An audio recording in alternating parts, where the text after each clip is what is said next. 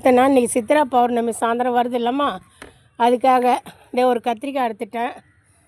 கத்திரி, முருங்காய், அந்த வீட்டில் மாங்காய் இருக்குது. இதை போட்டு நாளைக்கு வெள்ளிக்கிழமை சாம்பார். நம்ம வீட்டில் மருந்து இல்லாத இயற்கையான முறையில் மிளகாய் இருக்குது, தக்காளிக்காய் இருக்குது, வெங்காயம் இருக்குது. மருந்தெல்லாம் இல்லாத உணவு சாப்பிட போகிறேன். இந்த மாதிரி நீங்கள் சாப்பிட்ணும்மா. ஒன்றுமே இல்லைம்மா, கொஞ்சம் மெனக்கெடுக்கணும். அதெல்லாம் இதெல்லாம் உங்களுக்கு ரொம்ப ரொம்ப ஈஸி. ஏன்னா நம்மளாம் உழைக்கிறவங்க.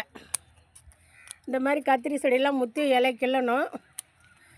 நானும் ரெகுலராக கிள்ளிகிட்டு இருக்கேன். அங்கே ஒரு செடி, இங்கே ஒரு செடி அப்படியே தப்புது. அதை அப்படியே வீடியோ போடும்போது கிள்ளிடுறேம்மா. அப்போ தான் அடுத்த செடிக்கு காத்தோட்டம் வரும். அடுத்து பூ காய்க்கிறதுக்கு உங்களுக்கு டக்குன்னு வரும். இந்த மாதிரி பராமரிங்க. அதே மாதிரி இதை பூசணி கொடிமா இலை பழுத்துருக்கு பாருங்கள், கிள்ளிடலாம். ஏன்னா எங்களுக்கு அடுத்து செத்து போகாது பூசணி கொடி, அது தானாக